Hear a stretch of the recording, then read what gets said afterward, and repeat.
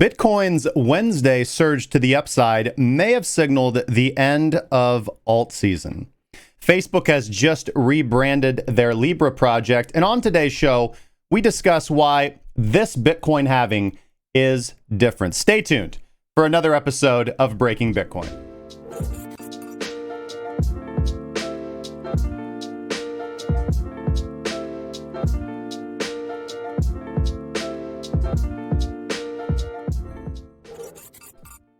Welcome back to another episode of Breaking Bitcoin. We are live every day at 12 p.m. Central Standard Time. This is your daily source for everything cryptocurrency markets and personal finance. I'm your host, Justin Wise, lead analyst at CrackingCrypotcurrency.com. Hopefully you guys are doing absolutely fantastic today, wherever you happen to be tuning in from, whether you're watching us on YouTube, Twitch, DLive, Facebook Live, or on Roku with the Investor News Channel app. If this is your first time to the show, make sure to subscribe and hit the bell icon. Give us a follow if you're over on Twitch or DLive. And make sure to smash the like button. Let's see if we can get to 50 likes before we even figure out what's going on with Bitcoin's price. We got a great show for you guys today. Before we begin, if you're tired of watching price from the sidelines or trading with your gut, or if you're just disappointed by where you're at with crypto Twitter or Telegram, there's never been a better time to join a better community of traders, our community of traders, and start building your own objective, data-driven strategy. You can take advantage of our mentoring sessions, whether they be community or one-on-one. We're going to be following up the show today with our Wednesday community mentoring session. You can take advantage of our premium indicator suite, which we've designed to help take the guesswork out of trading, verified trading signals, and everything else at premium.crackingcryptocurrency.com. Check the link in the description for more information. All right, we have got so much to talk about today. Like I said, we're going to be breaking down Libra's latest rebrand. We're going to be talking about alt season. We're going to be talking about Bitcoin's price action to the upside here. We're also going to be talking about an opinion piece on why this particular halving is different than previous halvings, because it is. First off, sorry that we couldn't do the show yesterday. Backlogged with a lot of stuff. We are really in the final stages of getting all of the code review done for our automated strategies and getting those pushed. We're kind of in a mad dash to get all that up and running for the premium members. So that's been, it's been so much fun. It's been so much fun. The optimizations that we've done in Code and Pine, the optimizations that we've done off of Pine, the optimizations that we've done with the trading sheets. There's just so much. I mean, so much that's going on. We're just such a dynamic group. It's really awesome. And this is the big benefit of having a community to trade with, of having a community to do analysis with, of having a community to invest with, because you get to bounce your ideas. We attract some of the smartest people that I've had the pleasure of working with, and you get to bounce your ideas, your analysis, your thoughts, your setups, your strategies, your everything off of individuals that are just as passionate, just as hungry, just as intelligent, if not more so. And it's a super blessing in disguise. So everybody, particularly the team who's worked really hard on this, members of the community who have contributed to this and helped us get this far, I'm very, very grateful. You guys are doing a fantastic job. With that being said, let's see what we got going on this morning. I see a lot of people in the chat. We've got Pay, and we've got Midwest as always, B-Float, Brian Saintsy. We've got, who do we got? We got Rico. We've got Rhino in the house. Jordan.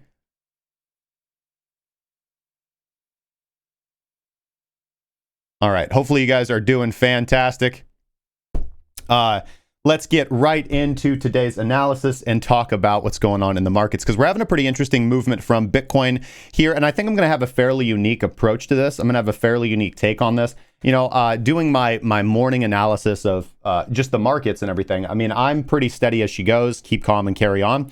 And I turn to Twitter and I turn to what's going on YouTube. I normally don't pay too much attention to that, but I try to keep up on what else is going on around the space. And everybody is losing their minds, right?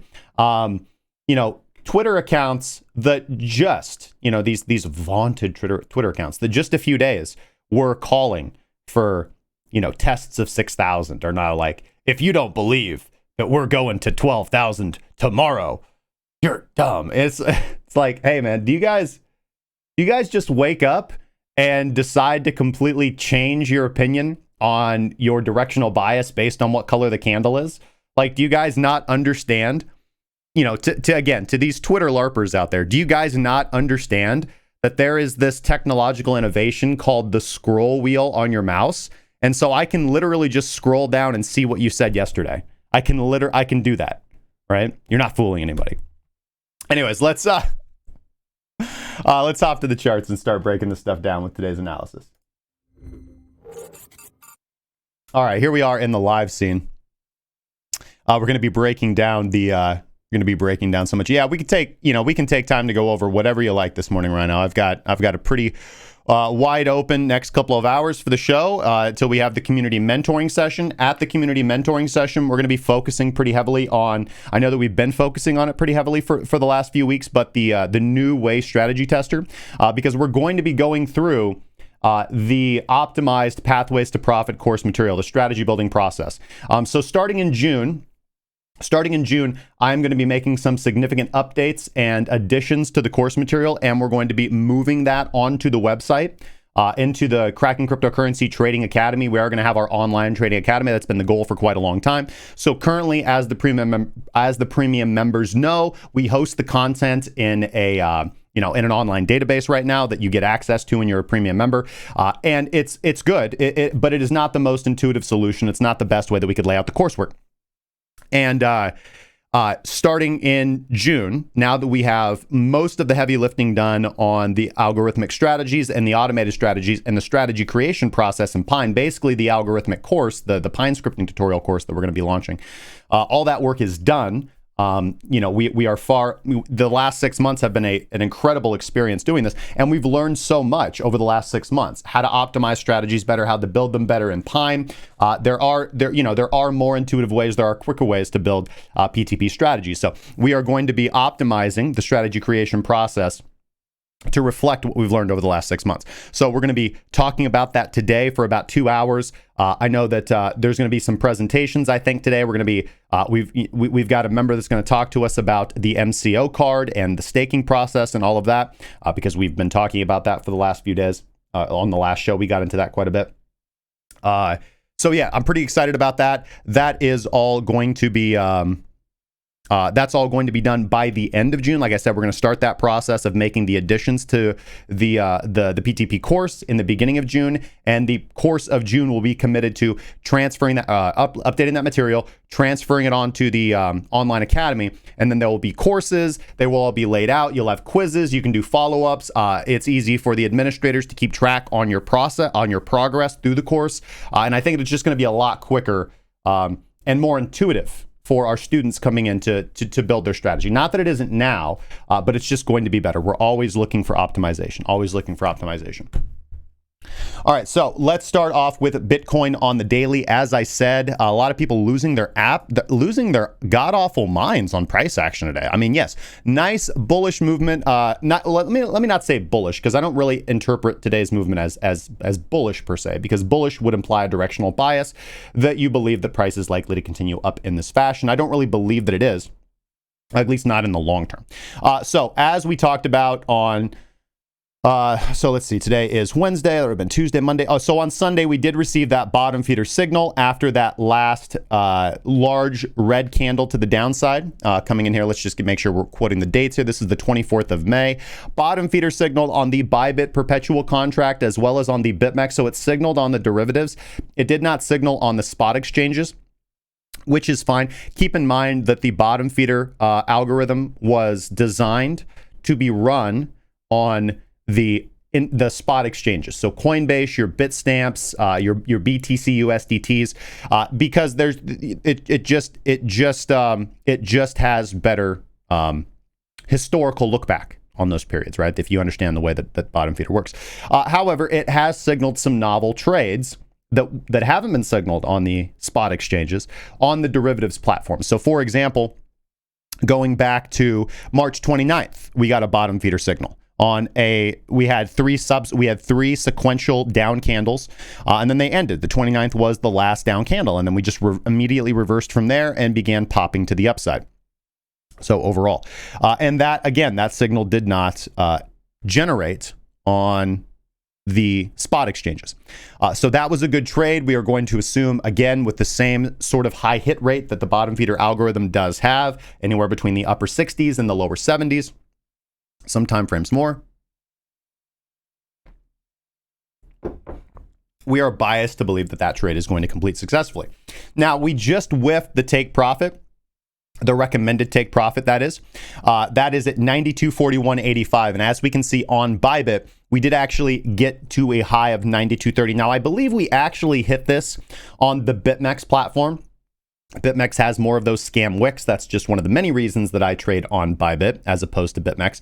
Having said that, sorry, I can never avoid, bashing at the low-hanging fruit of the BitMEX platform.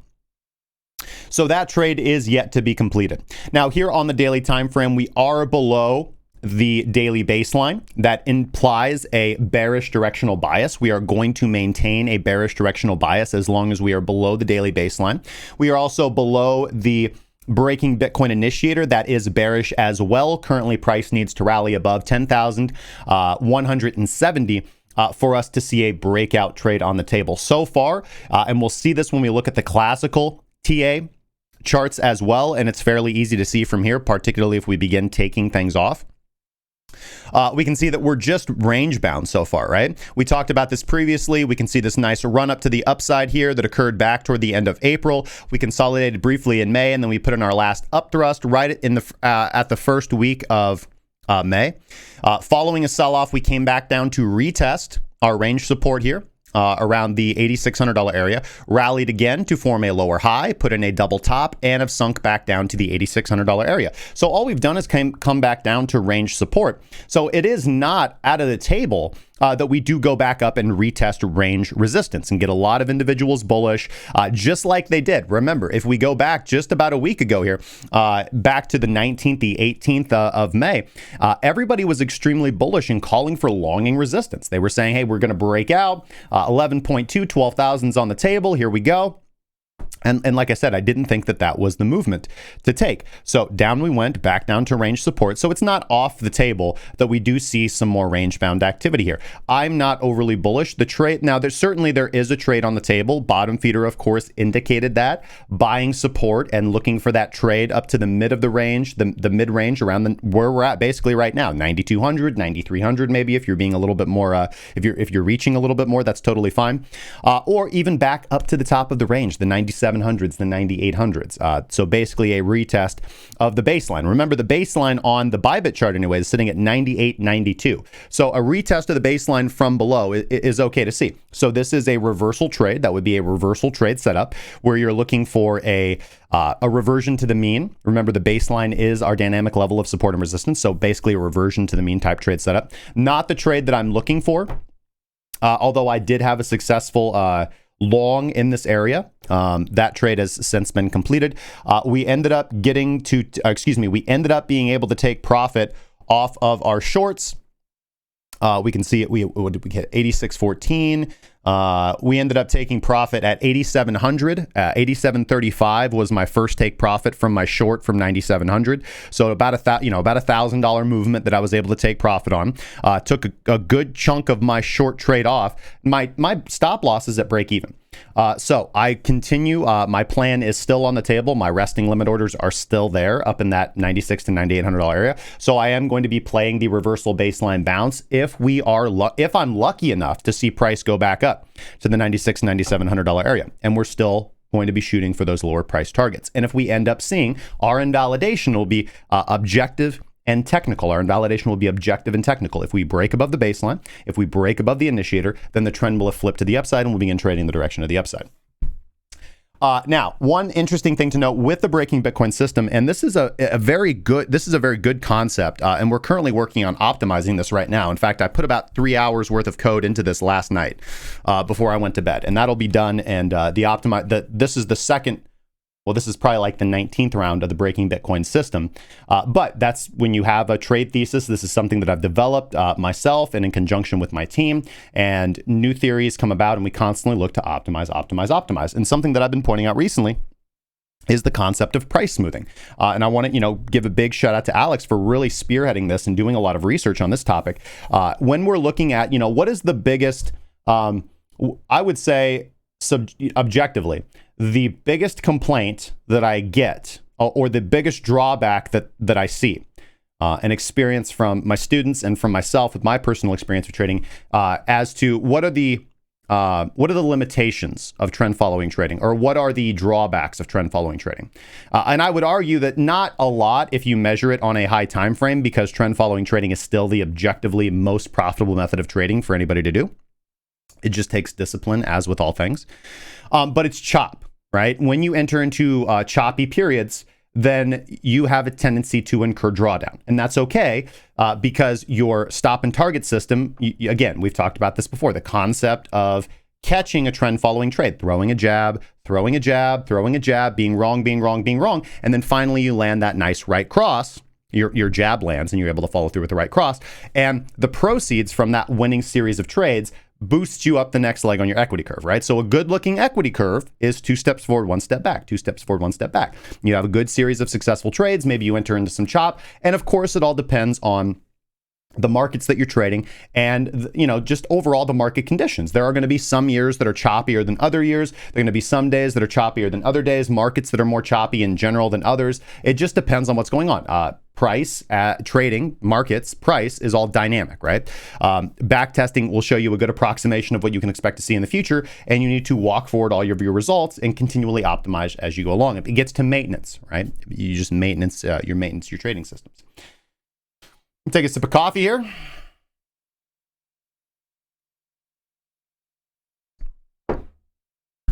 All right. So how can you avoid chop? Okay. Well, one way, and the primary way that we avoid chop, is by adding filters, right? We add our, confirmers. We add our volatility or volume filters. We consider adding a baseline. We look at these concepts. But the other thing that you can do is you can smooth price action out, okay?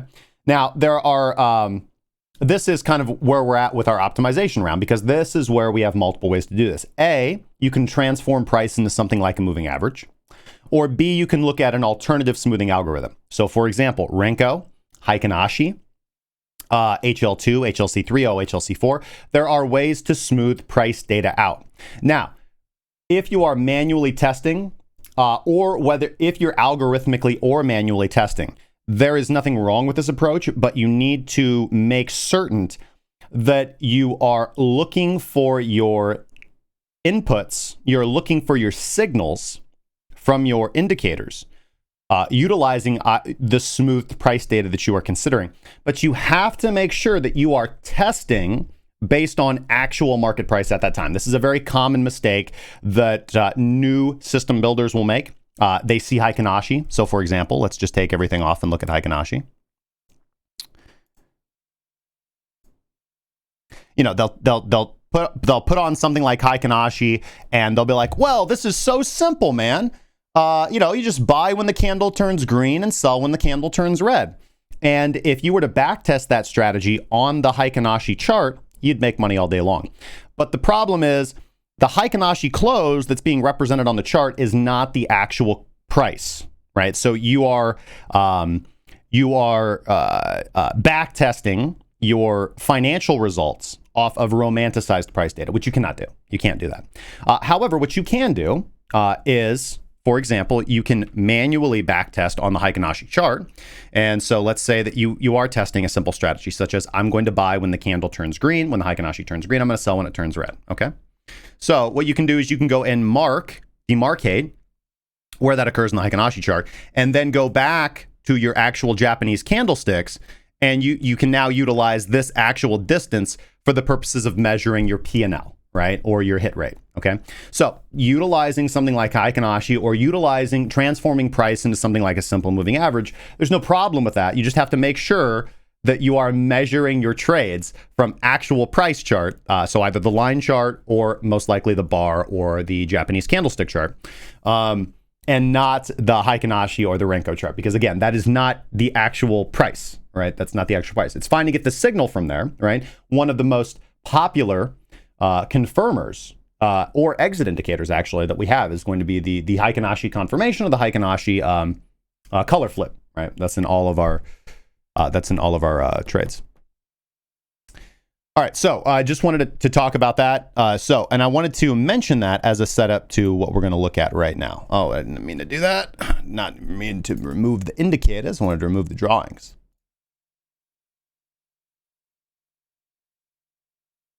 All right, so if we look at what we're currently seeing right now, we're getting this exit signal, which does not greatly comport with my overall directional bias. So let's smooth price data out, and we can see that we're nowhere near to breaking that level. We're nowhere near to breaking that level. So I'm going to hold to my original position here. I don't, and this is exactly what I shared this morning. We're right in the middle of the range. I don't think it makes a lot of sense to be overly aggressive to the short side here or overly aggressive to the long side here. I don't think that makes any sense. I think that, and this is always what people don't like to hear, I think that people just need to be patient and wait for better price levels. I don't think it makes sense to really take aggressive longs here. I don't think it makes sense to take aggressive shorts here. As I said, I am short from 9,700. I took a lot of profit at 8,700. So I'm in a very profitable situation. My stop loss is at break even. However, I plan to add on retests of the $9,400 to $9,600 area. So if that occurs, then I will be quite happy to get filled on larger shorts. And then if price moves down, I'll be quite profitable. If price hits my break even stop, it's impossible for me to lose money. I just would have missed out on making more money than I really, more money. That's it. Right? I've already made money. I've already taken profit. I've already paid for my dinner. So if price continues to move down, then I will continue to make money. If price hits my break-even stop, then I just don't make as much. I just don't make as much as I originally intended. And this is the beauty of moving your stop loss to break-even after taking initial profit.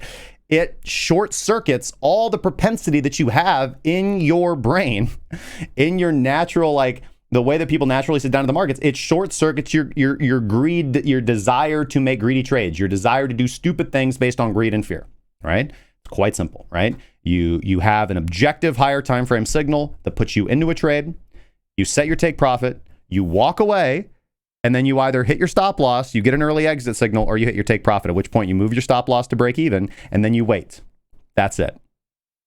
So we're in the middle of the range. I don't think it makes a lot of sense to be aggressively long or aggressively short here. Now, having said that, if I were to take a trade here, I would be adding to my short at this price level. I have not yet done that. I will wait for tonight's daily candle close to see if it makes sense. And if I were to add here around daily close, it would be on the order of like 1/4 to 1/2% of risk. Okay. As I already have about 2% worth of risk stacked in limit orders back up at my entry area, it doesn't make as much sense to me. Doesn't make as much sense to me. So, and now I want to find some confluence. I want to find some confluence. As we can see from the volume profile analysis chart, we are right in the middle of the VPVR red box territory. So again, not a lot of confluence here to be aggressively long and or short. Overhead resistance at 10,200. Again, as I've said before, closing the weekly above that is quite bullish in my opinion. Does begin to look like a genuine weekly breakout. And as we often see with Bitcoin's price, if we can make a big movement like that, we can see some rapid acceleration. Of course, if we end up on the contrary, on the other hand, losing the lower boundary of the red box territory, which is around 8,150 to 8,000, then I would expect us to move through that. The black area in between the red and the yellow box there is a low volume node. Price tends to cut through low volume nodes like butter, right? Low volume nodes are the train tracks, and high volume nodes are the train stations. Price moves through moves on the train tracks very quickly, and then when it gets to the train station, it hangs out, it gets cleaned up, it gets gassed up. Do trains even take gas? I don't know. I'm just kidding. All right. But I do want to find some confluence here. By the way, I know I had mentioned Raven. This was just kind of a personal thing of mine. I know a lot of people, because people like micro analyze everything that I say on stream, usually when they shouldn't. I had a lot of people like message me and be like, I know you're long on Raven. Yes. So okay. Yes, I did have a trade on Raven. I took profit on Raven this morning. All right. So I just figured I'd mention that for the people following along and watching. I bought Raven around 200 sats. And actually it's a little bit lower than 200 sats, but around 200 sats, and ended up taking my profit on that. I used Binance margin to take that trade. It's over. It's done with. All right. But I want to find some confluence on the Bitcoin chart with our classical TA here, which we've been looking at here for a while. So we're just going to pull up the Bitstamp chart. Very, very simple here. We've got some lines of support and resistance. We've got RSI, we've got Bollinger Bands, right? Not the best way to do analysis, but certainly better than just trading with your gut. Okay. So as we can see here, the red line here is the 20-period daily moving average. That is the median. That is the mean of the Bollinger Bands. It's also just a pretty good baseline in and of itself. It's a pretty good objective level to trade off of. So as we can see, that level, the middle of the Bollinger Band, has acted as dynamic support off of the last, let's say, 4 retests. A little bit of chop over there on the first 2 examples there, but overall, pretty good objective level of support there.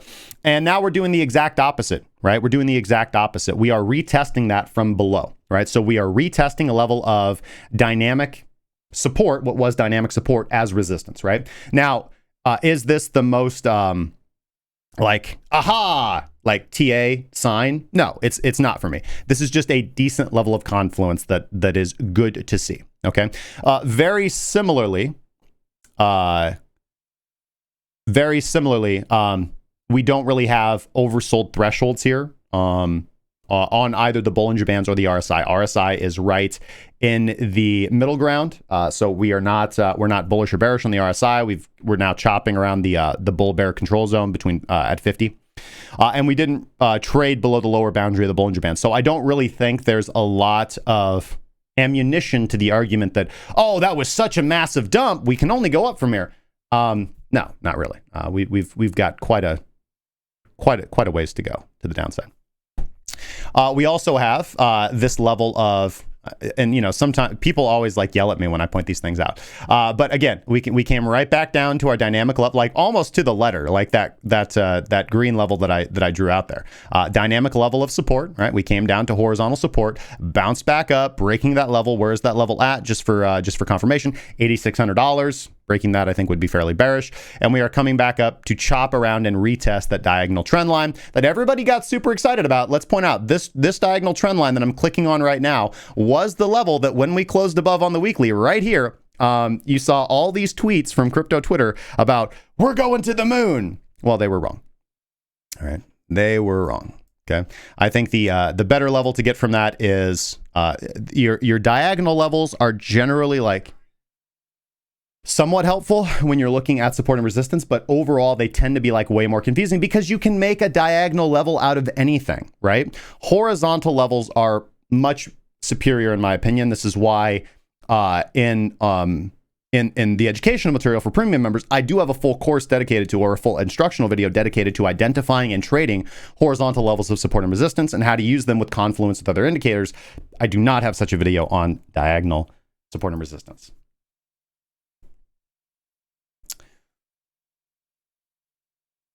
All right, so I think that probably sums up my position fairly well.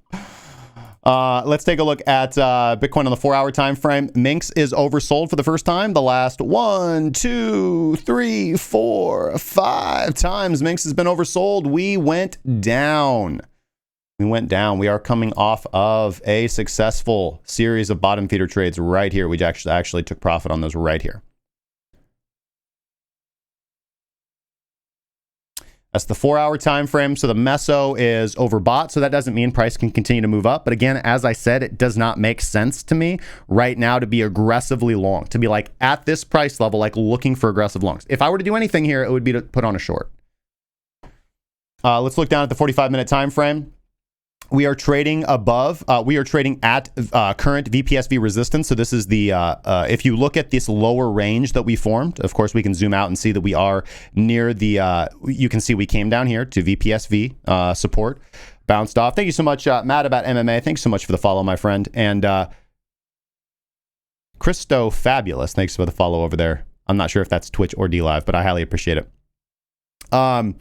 But we came down to the bottom of the trading range, that green level of support that I talked about, just horizontal support. We've bounced off of it right about in the middle of the range right now. So around 9,200 is about the middle of the range. Doesn't make sense to be aggressively bullish or bearish at the middle of the range. If we take a look at the ISA spot did signal for a sell right here. We'll see how that plays out. And if we take a look at the BitMEX funding and premium index, again, what did we see? We saw a, all my lines disappeared. That's not what I meant. That's not what I wanted to happen. This should be, 0.5. Sorry. I got to be careful when I do that. Coordinates 0.05 to the upside and to the downside. Negative 0.012. No, negative 12. My bad. There we go. Yeah, we breached that that kind of resistance boundary on the premium index. Now, price has not fell from there right now at this moment, but not typically the most bullish thing that you want to see, because this indicates that retail traders really bought aggressively into this movement. So what I would be watching for here is for this premium index to spike again,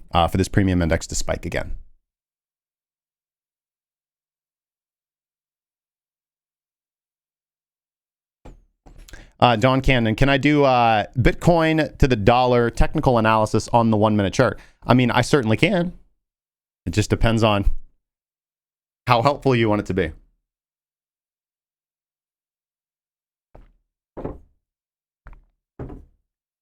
There are guys on crypto Twitter who will draw.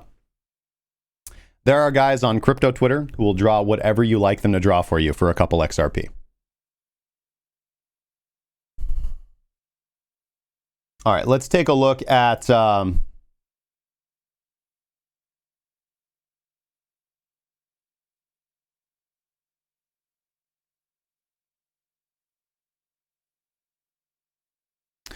right. I know, guys. Holding this Tyson short's a nail biter. Stay with me. Still long on 10. Still short on Bitcoin, of course. Long on the Canadian yen. I think we hit my break-even stop on copper and SPLG. Still short on the dollar Canadian. Still long on aluminum.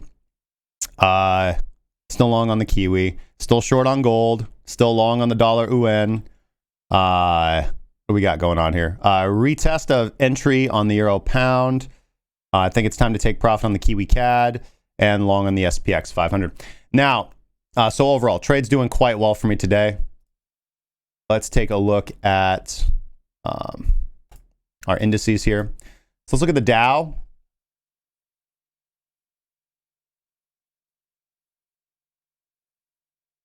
All right, so we're still bullish on the Dow. Dow giving us a little bit of downside, but again, parallax hasn't flipped. We have no objective exit indication here. We're above the continuation filter. We're above the initiator. Even if we smooth price out, things are looking positive, continuing to march to the upside. No signs of reversal. Let's go over here and look at the Dow. The lens, and in fact, what do we have here? We're breaking out above the upper boundary of the Bollinger Band with the RSI not in overbought territory right now. So overall, the Dow looks okay. Now, if the Dow reverses from here and closes back within the upper boundary of the Bollinger Band, that's typically a good reversal sign, right? That you want to be out of the trade. So again, just watch it closely. Overall, I'm biased to the upside, and I'm trading to the long side on equities, but we'll watch it, right? We'll watch it.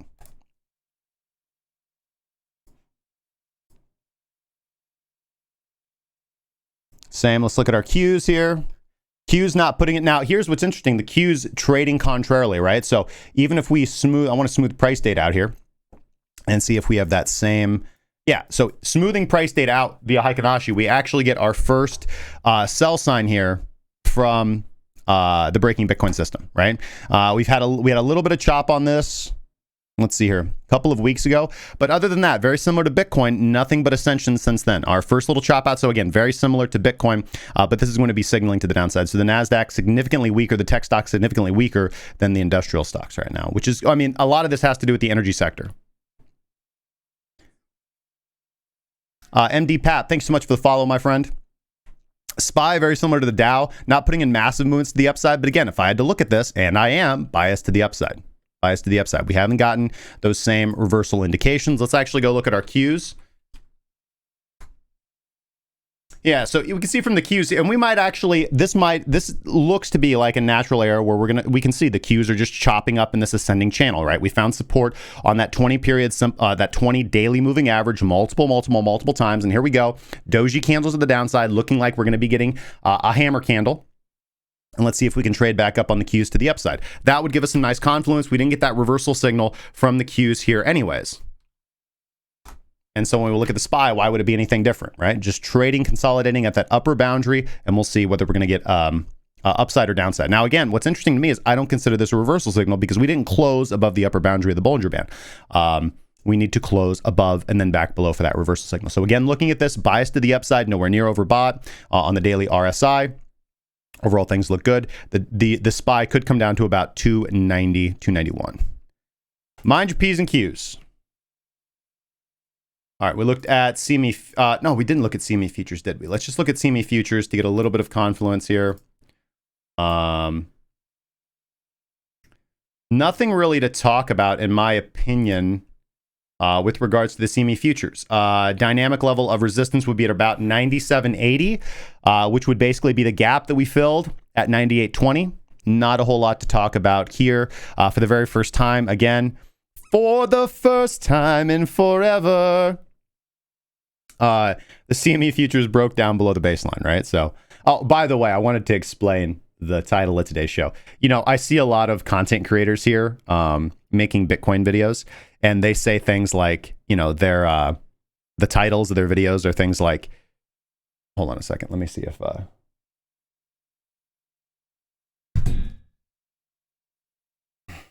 I can make this a little funnier. Give me one sec. All right.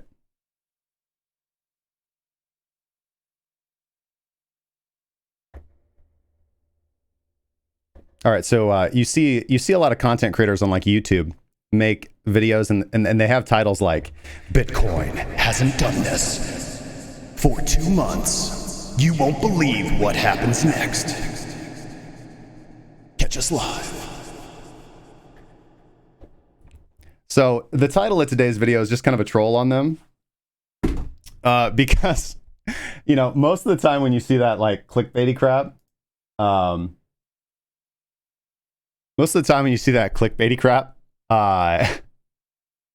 it's just clickbaity. Like, you know, like a market is a market is a market is a market is a market. So, you know, once in a while you will get like those rare events, right? Like the halving, right? You know, like I could totally get that, right? You know, like once every 4 years, the block reward gets cut in half. What will this lead to? Tune in next time. I get that, but like, you know, if it's something like, if you see a video title and it's like, Bitcoin hasn't done this for 6 months, and it's like, yeah, so we haven't actually gotten like a RSI or stochastic oversold cross in 6 months, and the last time we kind of went up, it's like, come on, man, like that's not impressive, man. So, yeah, just a little kind of a troll on them. Like, Bitcoin hasn't done this in 2 days. Moved down and then put in a big candle to the upside. You won't believe what happens next. Price is likely to go up or down. Tune in next time on Dragon Ball Z. So, forgive me, guys.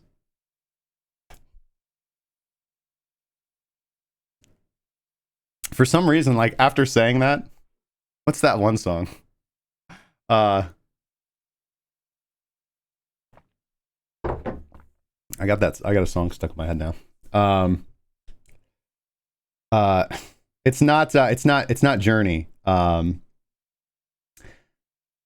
man, that's gonna bug me.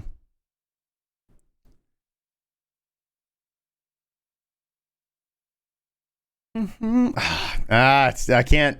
You know what it's like when you got a song stuck in your head and you can hear the tune in your head, but you know that you can't hum it convincingly enough so that anybody would be able to tell you what it is. Because every time you can do that, every time you can't think of the words, but you can think of the tune, you hum it and everybody just looks at you like, you're stupid. And they're like, yeah, I don't know, dude. Do you know the words? Because then you can just, you know, Google search it.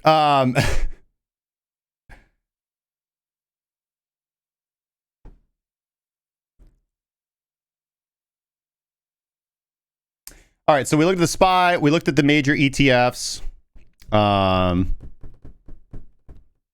at Bitcoin.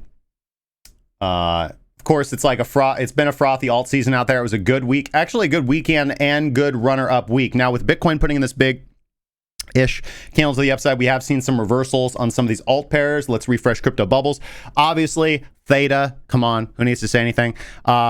I know some individuals that were playing the fundamentals off of Theta. They actually just got, I mean, well, I don't want to say they, but one of my friends who've been playing Theta for quite a while, he just recently sold his position. So I will, you know, I'm not, you know, no recommendation on Theta, but that's about as far as I know. Misago continue to move up. Zilliqua, Celsius, Matic, IOST, Verge, SolveCare, Engine Coin, MadeSafe, BitShares, Siacoin, Komodo, Algorand doing well, Blockstacks, ICX, that's all good for my long-term portfolio.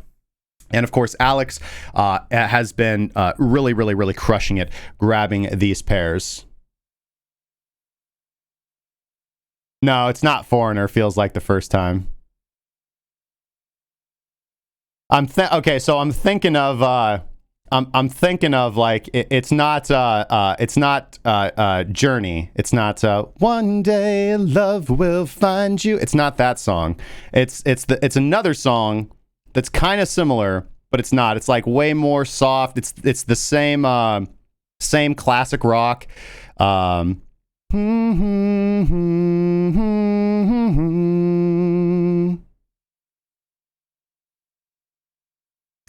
guy's kind of crooning. One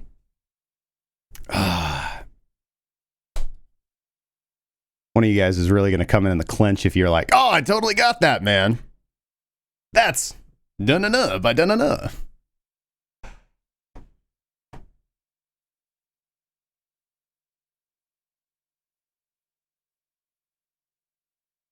It's just that the word one, I know he emphasizes the word one. And that's why I originally thought of that Journey, like one day, but it's not that.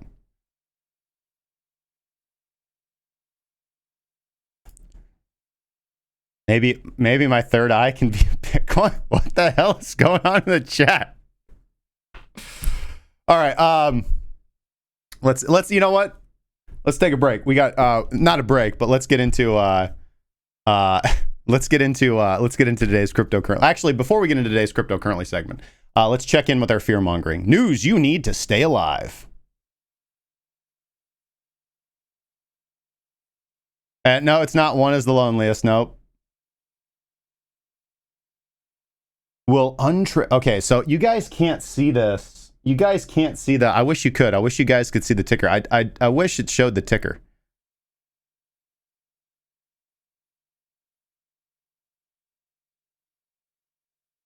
One more time. It's the soft rock ballad. Come on.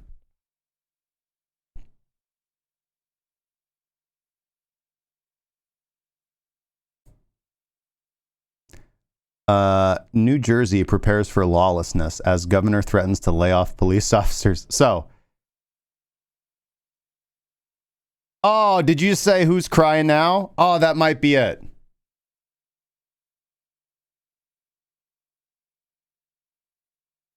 Hold on.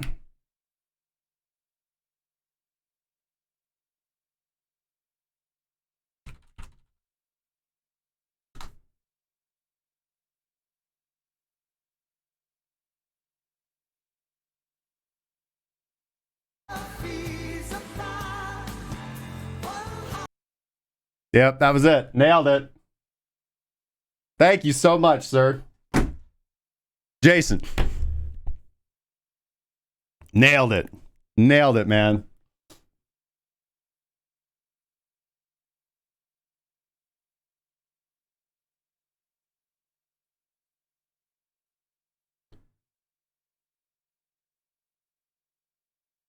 All right. This is not really one I wanted to break down. Let's just see here. But according to this, like New Jersey is about to go into complete lawlessness. There's not going to be police. There's going to be firefighters. China is snatching up all the food. Are they buying up all the toilet paper as well? Don't listen. The best one is these super rats. These super rats. Let's see here. Notable mentions. And you know what? I'll do the notable mentions when I bring the guys on here in a little bit. Is all that? Yeah, all that was confetti just for you, sir. I thought I had gold coins too.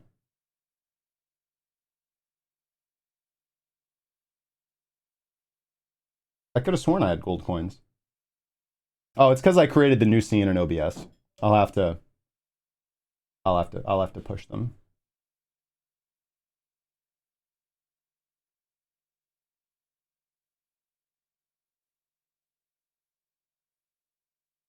Right. Yeah, so New Jersey just stays the same, right? All right, let's get into today's cryptocurrency segment, guys. Let's go.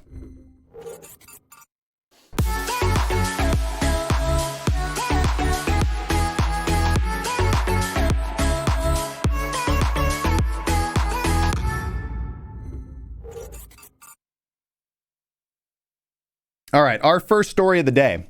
We'll be checking in with Facebook and the latest developments in Project Libra to see where this controversial corporate coin has kind of landed on with its roadmap to getting launched in the public's hands.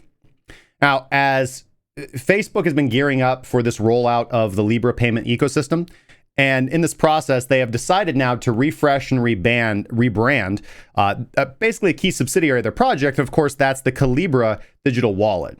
And so the Calibra digital wallet's been given a new name. It's been given a new look. This announcement was just published earlier today that Libra's digital wallet, that is previously known as Calibra, the wallet previously known as Calibra, has been rebranded to Novi, which is a play on the Latin root words novus, meaning new, and via, meaning way, so new way. Novi will be the first wallet product available for users of the Libra project once it goes live, and it's intended to hold the various digital currencies and assets that are coming to the Libra platform. Bad URL timestamp. Darn. All right, so this link doesn't work, but I had a link here. Now, kind of Facebook's intention here. We'll see. Well, maybe one of the guys can get a better link here, but that's a bad URL timestamp. But Novi, according to Facebook, is going to bring with it. It's more than just kind of a rebranding to Facebook. Anyways, it's more than just a rebranding. It's more than just kind of than hype. It is, according to the press release, anyways, it's a complete revamp of the entire design. But it still maintains an element of the Libra icon in its logo. So they've changed the name on Calibra. Maybe a portion of this is just trying to disassociate. Maybe a good portion of this is just trying to disassociate from the branding of Libra and Calibra, because it's one thing for the company to be called Libra, but the wallet that people would be using being called Calibra might entail that negative connotation. So I would speculate that this is probably a good marketing movement on the Libra Association's part, because that's what's actually going to be in people's hands more frequently as this wallet. For example, very few people would probably use Electrum if the word Electrum was associated with some very bad publicity, right? Even though one could argue that it has been, but they patched that stuff. So yeah, probably a good move. We're going to get into the kind of just in case you're worried about that association. Now this Novi wallet has shed a little bit of light into how it's going to work. It's going to be operating as a completely standalone application, which is going to have interoperability with Facebook's Messenger and the WhatsApp client. So you're going to be able to use the Novi wallet natively, or maybe it's going to be, I don't know if it's going to be native. I assume the way from the way I read the press release, you can have the Novi wallet app on your phone, and it will interact with WhatsApp and Facebook Messenger. Now, whether or not you can utilize the Novi wallet without inside WhatsApp and Facebook Messenger without having the Novi app on your phone, I'm not exactly sure about. Maybe that answer doesn't exist, and we'll know once it actually comes out. It's one of those weird things like, well, how do I actually set this up on my phone? And then there's a YouTube video. We'll probably break it down when it comes out. Now we got to remember that the goal of Facebook with this Libra project is the goal of XRP or Ripple or R3 or one would argue potentially even Bitcoin here, but see, the Facebook's goal is not store of value. Facebook's goal is not unconfiscatability. Facebook's goal is not uncensorable payment method. Facebook's goal is making digital payments convenient, right? So this is the same goal as Visa. This is the same goal as MasterCard. This is the same anti-goal as it seems every bank on the face of the planet who takes 19 phone calls to be able to... Anyways, moving on. Whereas we have to understand, right? And this is my strong opinion, and it behooves me to mention this here, that for the average consumer, being able to send digital payments natively and conveniently, like for example, like my life, my personal life is made much more convenient by PayPal, right? Everybody that I know, just about everybody that I interact with utilizes PayPal. I can utilize PayPal to instantly send funds for a low fee. It's very convenient. And in fact, if I send to family and friends, it's no fee, right? So anybody who's going to say that, if you're not using Bitcoin to send all value transfers, then you're not supporting Bitcoin. That's silly, okay? Bitcoin is different. Like this, Bitcoin has evolved. And this is like the biggest thing. I don't know if you guys watched Roger Ver and Tone Vays' latest debate. And so first off, a lot of respect for Tone Vays, but I felt like he let himself get argued into a corner. And this is a debate tactic, unfortunately, right? Roger Ver is good at debate. He let himself kind of get backed in and agree to suppositions of Roger Ver's that aren't the point, right? The point that needs to be stated is that it doesn't matter if BCH can send transactions faster. It doesn't matter if it's there instantaneously. Tone points this out pretty well. Like, the big blockers want bigger blocks because to make transactions cheaper because Lightning makes them too cheap.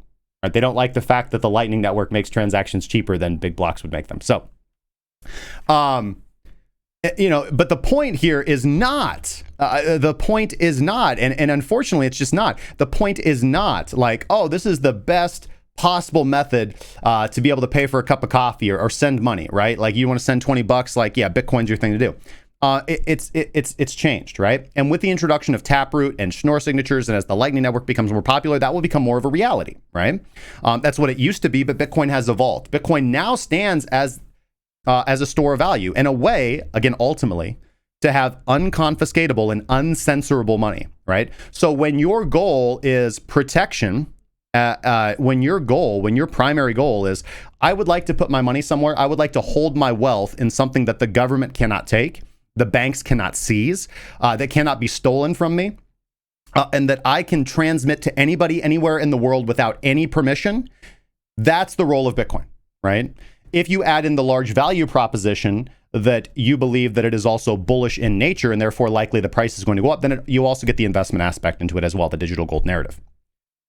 It is not. It is not. Like, and I will be, very, very, very, like, it's just one of those things. Bitcoin is most likely not the cheapest way to send 5, 10, 15, $20 right now, right? It used to be. It will be in the future. You can utilize the Lightning Network to send transactions for less than a penny, which is cheaper than BCH. So it's just one of those things, right? So again, if people want to send very cheap, very convenient transactions, they can utilize the Lightning Network. That is relatively new. People complain, people who are anti-BTC will argue about that the Lightning Network is not very compatible or very wide used. Okay, well, neither was Bitcoin for like 5 years. It wasn't until like Bitcoin was like 20,000 until most of you newbies, no offense to people watching that got in at 19,000, like even became interested in Bitcoin anyways. And guess what? People didn't have any problem learning how to set up a wallet and send transactions. Lightning Network's no different, right? When the demand, and Ansel points this out really good. I had a good interview with Ansel about this. Make sure to go check out my interview with Ansel Linder of Bitcoin and Markets. Like this is how entrepreneurial activities work. When the demand is there, then the work gets done. So that's just the way that it is. But anyways, to say that it is convenient for individuals to be able to send in modern parlance and in not modern parlance. That's a misnomer there. It is going to, of course, be convenient for individuals to be able to send funds, but just keep in mind, right? Like all Facebook wants to do is make sending money convenient for users of their platform, which is a lot of people. Okay. I don't think that Facebook is proposing. I who cares like what their intentions are? Like Facebook's value proposition here, it has nothing to do with Bitcoin's value proposition.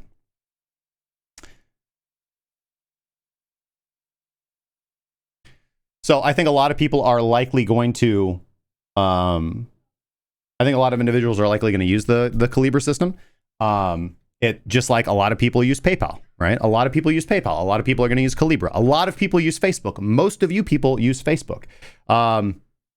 And so there's nothing wrong with that. Like you can be like, oh, cool, there's this like new plugin that like allows me to send funds. And that's likely going to be convenient for you. But just remember that, or, you know, at least like remember yourself and let other people know, like the functionality, the point of utilizing that kind of payment system is just to be able to send money conveniently. It's not to have a store of value that is unconfiscatable, uncensorable, or likely to appreciate in value. That's Alex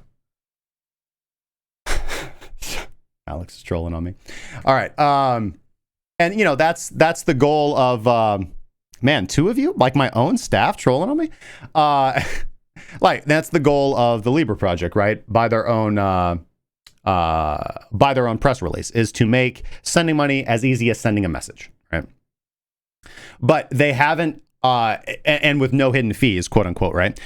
This is, it is interesting to point out though, that in their press release and in all the information that we currently have about the Facebook payment system here, we don't have really any information about like what the fees are going to be, right?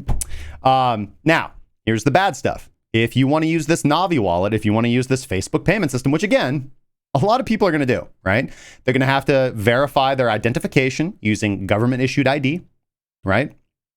And that is going to ensure that, listen, that's going to do a double insurance, right? So on one hand, they're going to have to verify their personal identity to utilize the payment system, right? That is going to give Facebook and the regulatory system a sigh of relief that they are going to have a good command and control handle on this, right? On the and on the other hand, right, very similarly, keep in mind that ensures you as the user are you are insured that you are now in the system of regulatory compliance. Which again, if you're utilizing PayPal, if you have a bank account, if you have a job, if you have a social security number, you already are. You already are. So again, the best that, you know, we talked about this. Andreas Antonopoulos has a really good kind of dialectic about this, right? Where you have the staircase of sovereignty, right? So as somebody who's been involved with Bitcoin for quite a while now, you know, I run my own node. I utilize hardware wallet. I have started, you know, I've moved a lot of my funds into Bitcoin. There's, you know, I pay very close attention to my personal privacy and security, encryption, all of these things. And I'm very wary about, you know, licenses that I accept and software that I use and companies that I work with and all of these things.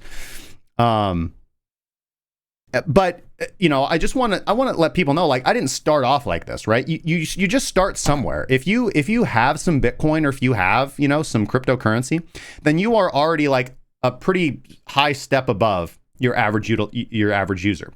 And if you're just using Electrum, or if you're just keeping your funds on your exchange, or if you're just keeping your funds on Coinbase, that's certainly better. But just remember, like, the next step is not your keys, not your coins. And then maybe you get a hardware wallet, and then maybe you start running your own full node, and then maybe you start like turning Facebook off, and maybe you stop like listening to Twitter, and maybe you start working out, and maybe you start improving your life, and maybe you found your own company, and then maybe you appear on TV or create your own YouTube channel, and people come listen to you because you're not brainwashed anymore.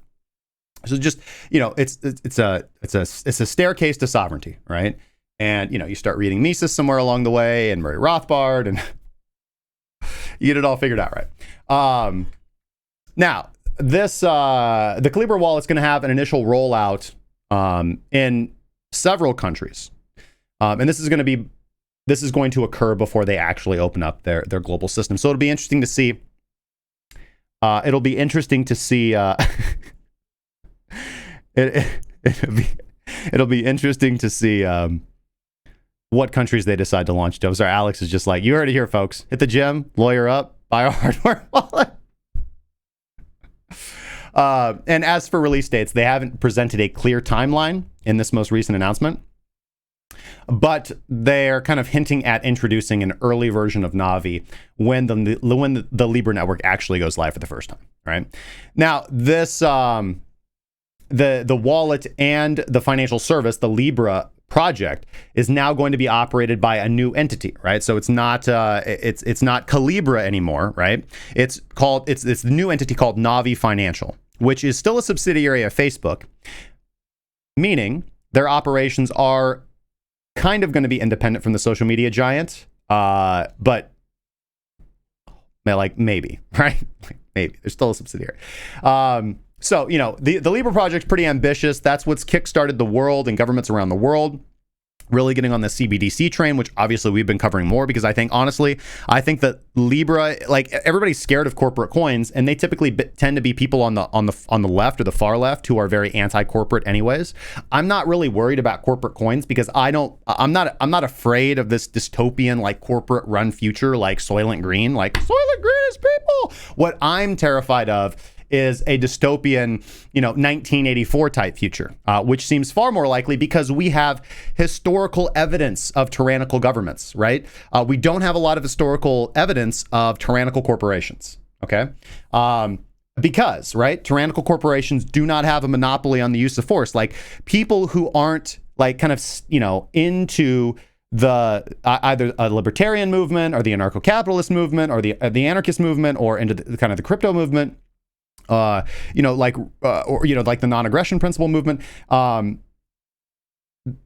those words, like, just go in one ear and out the other. But, like, the point is, like, cannot be overstated here, right? Governments have a monopoly on the use of force. Like, they can kill you legally, right? Corporations can't. They have to hire somebody to do it, and they have to do it illegally. So you can boycott corporations. You can refuse to do business with corporations. You can throw, like, fire bombs into corporations, and they don't typically have armed guards with, carte blanche to just shoot citizens down.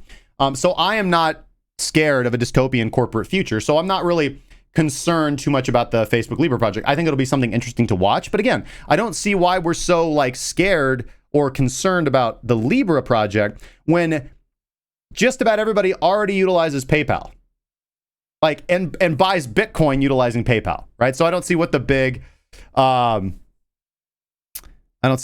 disassociation there is. What I am concerned about is the DCEP, right? The digital renminbi, right? Because that is a digital currency that puts all of your personal information right in front of the central bank and an authority, a centralized totalitarian communist authority, with a monopoly on the use of force in their jurisdiction, who have been very public in the fact that they wish to spread their brand of communism. I mean, which have been involved in spreading their brand of communism and totalitarianism as far as they possibly can for, like, the last 50 years. So, I mean, America has fought multiple wars, about the spread of communism across the world. So this concerns me. The spread of the DCEP concerns me. People utilizing Libra and Facebook Messenger doesn't really scare me. And I think that the crypto commentators and the individuals in the field who are saying the opposite of what I'm saying, and they are turning a blind eye to the DCEP, and they're like, oh, we're gonna have a digital dollar, that's totally cool. And they're like, oh, but Facebook's Libra, evil. Like, I think they're very, very, very misguided, or their incentive structure is completely skewed. All right. Yeah, there's a lot more that I could say on this kind of Libra, on this Libra topic. We could go over, of course, to see, in my opinion, like the glaring threat of CBDCs as opposed to something like a corporate coin, you only really need to look at the outcry about the corporate coin that you have seen from primarily whom? Governments and central banks around the world, right? Like, once Facebook said, hey, we're going to launch this, like, corporate coin. This is, like, this convenient digital currency that you can utilize in Facebook Messenger. And guess what? Like, a few people in the crypto land, like people like me, we were kind of like, what? Oh, like PayPal? Oh, okay, cool. And, but, the Bank of International Settlements, the European Central Bank, the Federal Reserve Bank, policymakers, Congress in the United States, policymakers in the Eurozone,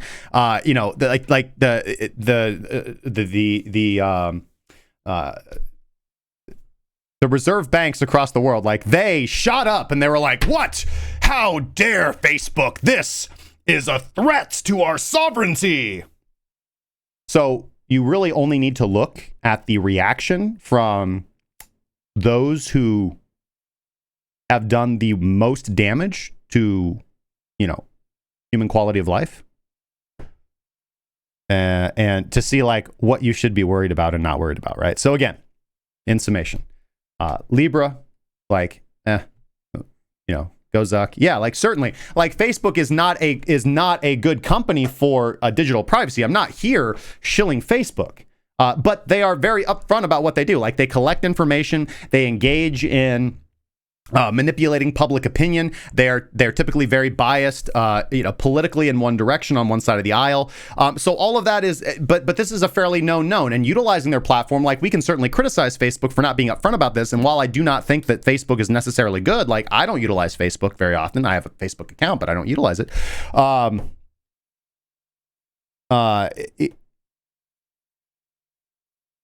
I think that nowadays, at least in 2020, like people are aware of this and people have already begun this kind of natural transition away, right?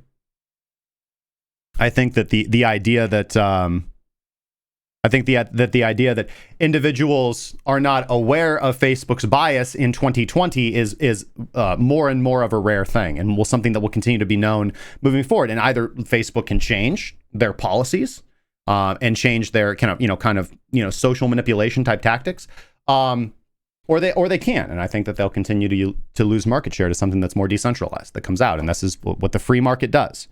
This is why I'm not afraid of a corporate dystopian future as long as we have open markets.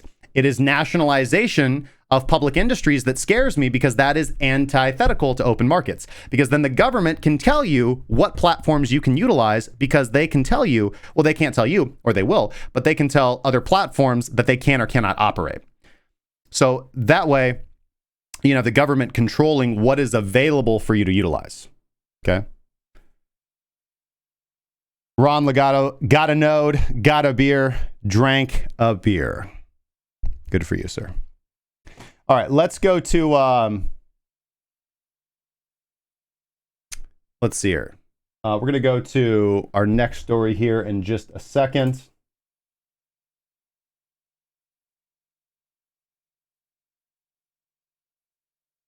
Thank you guys so much. Highly appreciated for the likes on today's video. Of course, if you're new to the channel, make sure to subscribe and hit the bell icon. And I appreciate you guys smashing that like button. We are above 50 likes, 57. Good job, guys. I'm very, very proud of you. AB Gunner, thank you so much for the follow over there on, I think that was Twitch. And Jake Rezio, I see a super chat in here from you for $2, my friend. Highly appreciate it. Thank you for the support. All right, now, our next story is going to be, with the month of May kind of wrapping up, I wanted to look back at this third halving, the third halving in Bitcoin, right? And this is the halving to the Bitcoin miner reward and the significance of Bitcoin moving into this fourth block reward era, right? Now, of course, leading up to the actual halving event, there was so many predictions that you could have seen out there. And those predictions ranged from minor capitulation to complete disaster of hash rate, price predictions of $500,000 and above, and everything in between, right? And a lot of this analysis that we've recently covered seemed to be focused around looking back at trends that followed the first and second halvings. And of course, there is some good legitimacy to that, right? The past does not, the future does not completely echo the past, but it does rhyme, right? This is a common trope, and it is very, very true. Now, both events, the first and the second halving that we experienced previously in Bitcoin's history, saw Bitcoin's price skyrocket in the following 12 to 18 months after the respective halving event. But in the case of this third halving, which has just taken place earlier this month, it is said to be a halving unlike any that's come before it. And this is, I want to explore kind of this opinion on this by Paul LaHaviland, who wrote this Cointelegraph piece. He argues that this halving was more like the creation event behind the Bitcoin network, so the actual Genesis block, rather than the two previous halving events, right? So for those who are not aware, Satoshi Nakamoto famously embedded the Times January 3rd, 2009 lead story, Chancellor on the brink of second bailout for banks, into Bitcoin's Genesis block, right? This is the original Times article. This is the article that was referenced in the original Genesis block of Bitcoin. Now, this particular newspaper headline signaled a sign of the Financial Times that we are still currently in, that have actually gotten much worse, in my estimation. And the inventor of Bitcoin posting this to the Genesis block, I think, was signaling his own placement for this historical landmark, right? That on this date, a new monetary order is emerging, one which is intended to counter the existing central bank status quo and their their theories of modern monetary theory and endless money printing and quantitative easing and overall absorption of the wealth of Main Street into the financial sector, and more complicated derivatives, and just terrible investment products that fleece the public, right? This is a point that we've repeated often on the show over the course of this latest halving event, right? That this halving event reminded us of Bitcoin's underlying principle of responsible monetary policy, right? The so-called Grayscale term, coined this term monetary hardening, right? And even though Bitcoin came to life 10 years ago, in the wake of the 2008 financial crisis, which, as you guys may or may not recall, was marked by unprecedented rescue efforts by central banks worldwide, the two halvings that took place since, so Bitcoin's genesis was created during a time of financial crisis, but the two halvings, the very first two halvings that followed that, occurred during periods of relative stability, historically low interest rates, and a bull market in equities. Right now, this third and latest halving, however, is different because it coincides with a new emerging economic crisis in the wake of the COVID pandemic. Right, we found ourselves facing a monetary challenge far greater than what 2008 presented to us. And as Bitcoin's, we're seeing all of these high-profile investors, the latest being Paul Tudor Jones pointed out recently that $3.9 trillion, or the equivalent of about 6.6% of global economic output, has been printed by the central bank since February. This is completely unprecedented, right? And Tudor went on when he was talking. Tudor was talking in that newsletter, talking about that we are witnessing the greatest monetary inflation of all time, right? An expansion of every form of money, unlike anything the developed world has ever seen. And this takes us to earlier this month, right? Where the final block mined during the third block reward era happened to include a message much like the one Satoshi inserted into the very first block of Bitcoin, aka the Genesis block. And this reminds us that as much as times change, certain things remain the same, right? In this case, it's the central banks and the existing financial order that has managed to jeopardize the entire financial system of the globe under their stewardship, right? And as the F2 mining pool found that block number 630,000, it marked the end of the third halving era. And in that block, they inscribed the headline, New York Times, April 9th, 2020, with 2.3 T injection, Fed's plan far exceeds 2008 rescue, right? This is a reference to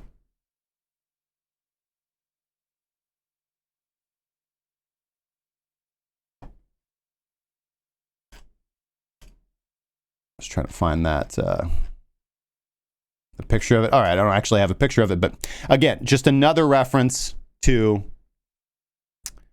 again, the current crisis that is ongoing, right? This is a permanent, just as much as Satoshi putting this reference in the Genesis block, F2 mining pool putting their reference in block 630,000 is a permanent timestamp. That marks the failings, the ongoing failings of central bank policy, right? And gives, a beautiful nod to Satoshi's Genesis block message, right? Now, the current block reward era positions Bitcoin's scarcity akin to gold in terms of stock to flow metrics. We've covered this quite a bit, right? The current rate of BTC creation is 6.25 every block. So that means it is going to take 56 years to replace every Bitcoin in circulation, right? Gold stock to flow ratio is 58.3. So as Bitcoin is undergoing yet another monetary hardening process, policy surrounding fiat currency has, in the opposite, loosened dramatically before our eyes, right? With, honestly, like every conversation that I have with traditional market guys, starting off with, I'm like, hey, are you guys bullish or bearish? And what do they say? They're like, well, it depends on how much more money the Fed injects into the monetary system. And everybody says that. Like, you turn on CNBC, you turn on Bloomberg, and that's what they're saying. And I just, like, are you guys crazy?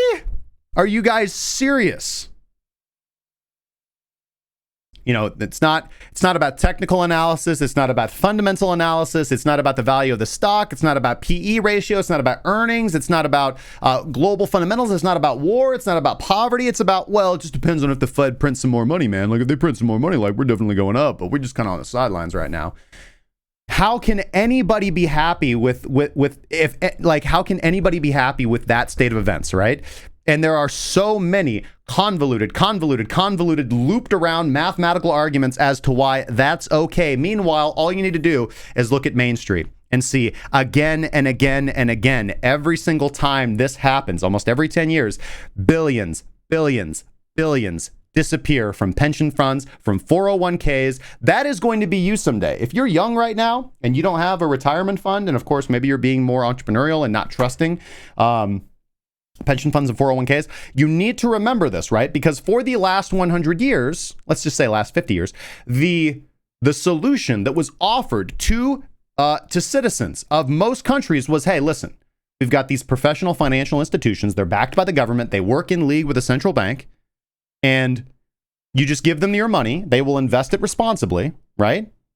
And when you retire, you can pull on that money, right? And this is what everybody should be doing. This is good for the economy. This is nice and safe. But guess what? Every 10 years when the market crashes, that's the first money to get fleeced. That's the first money to disappear.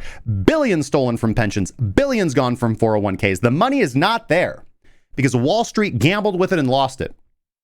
Right? And the Fed has stepped in to pay them back at the expense of the taxpayer over the next 50 years. It's a tax on the citizenry. It's a tax on your children that aren't born yet. But, you know, it's totally fine, right? It's totally cool.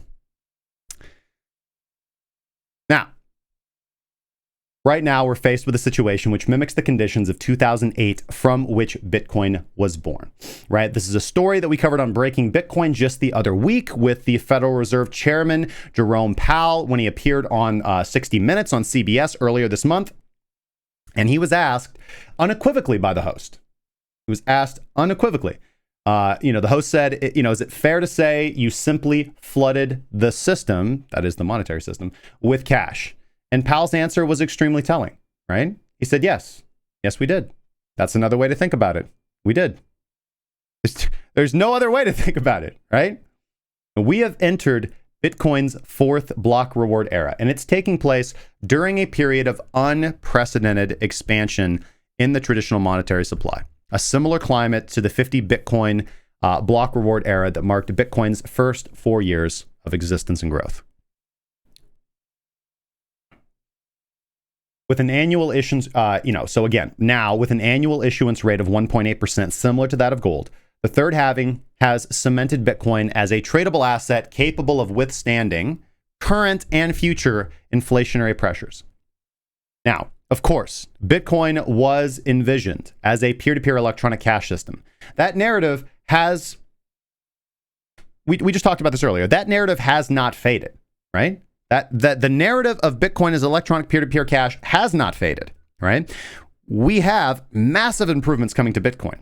It is that the demand is so high and the security so robust, the network so robust that it is slightly inconvenient right now to utilize for small transfers. But you have the Lightning Network. You can utilize the Lightning Network. The Lightning Network will improve. Taproot, Snore signatures, all of the innovations that are going to come to the Bitcoin network are going to make it more robust, continue to make it more robust. The smartest individuals are developing on Bitcoin. They are not developing on these other chains, right? So all of these There's not a better network to use. And all we have to do is look at institutional demand and hoarding of Bitcoin by retail investors. It is playing such a larger role now in Bitcoin's trajectory than the I want to use this to pay for coffee narrative, right? Unfortunately, you have to look at where the incentives are, right?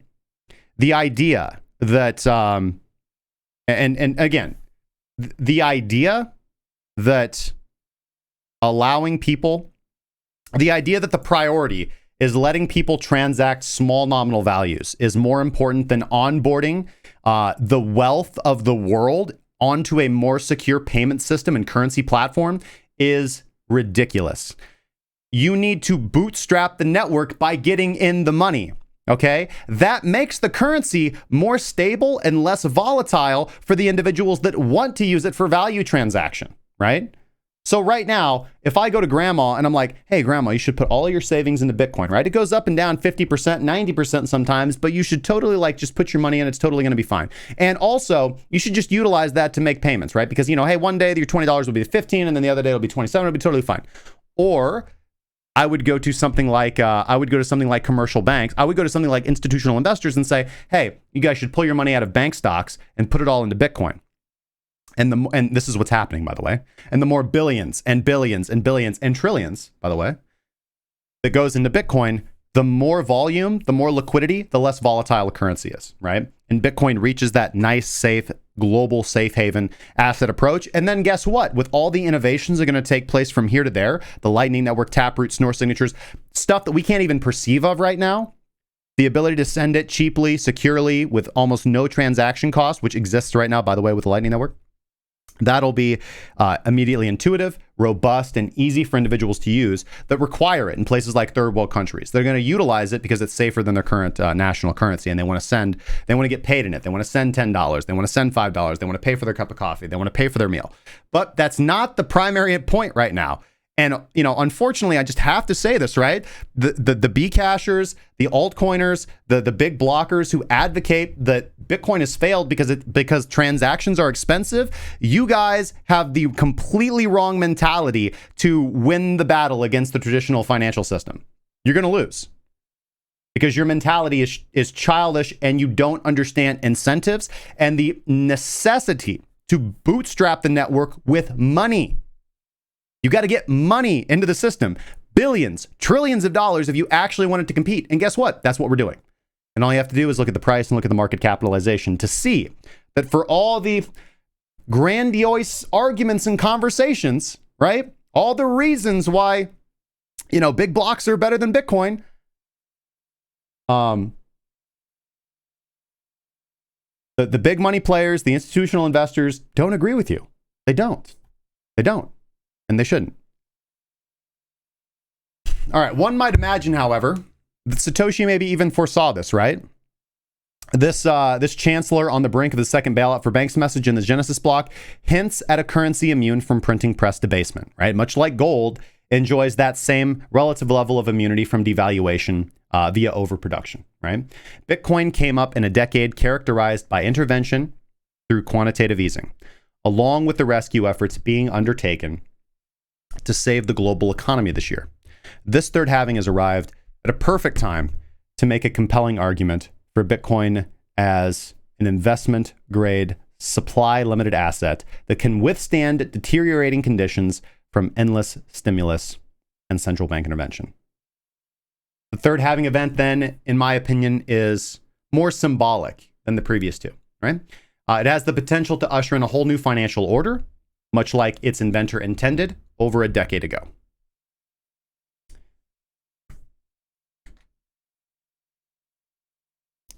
As usual, let me know your guys' thoughts and opinions in the comment section down below.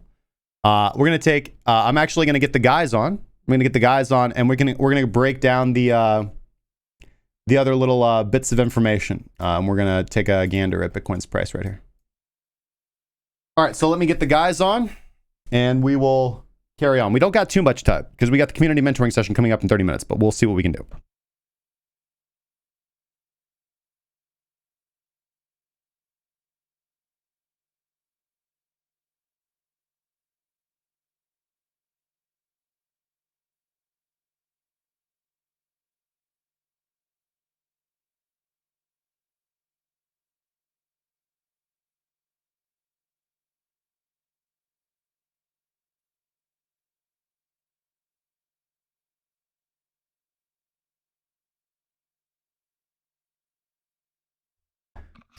All right, I am joined as usual. Hold on, let me get the Discord thing open in studio mode so I don't dock anybody.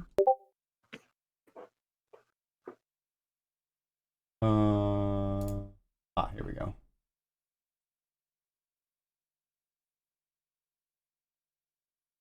All right, I am joined as usual. We got Alex, Crypto Jack, and Midwest Attempts in the house. How you guys doing today? How's it going, everyone?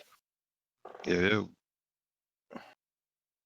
All right, I'm going to. All right, so we just talked a lot about this kind of post Bitcoin halving era. Previously, we talked about the kind of Facebook project. So I gotta step away for just half a second, but we can kind of do this sequentially. I think would be pretty good. Like, I'll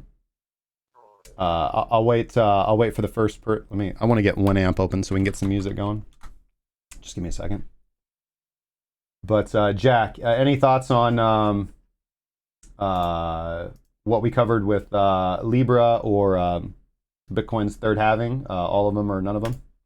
Yeah, sure. Yeah, for the most part, Libra is looking more and more like a PayPal competitor, in my opinion. And I think tomorrow we'll even be touching on another story. Alex, this is something you brought up in the Discord, the op-ed piece on Facebook and Facebook's Libra, and how for the most part it might very well do the world a lot of good to spread out and provide easy money transfers through ubiquitous apps like Messenger or WhatsApp. And you're looking at a promising future maybe for developing nations more so than the U.S. in terms of like a good use case for Libra, of course.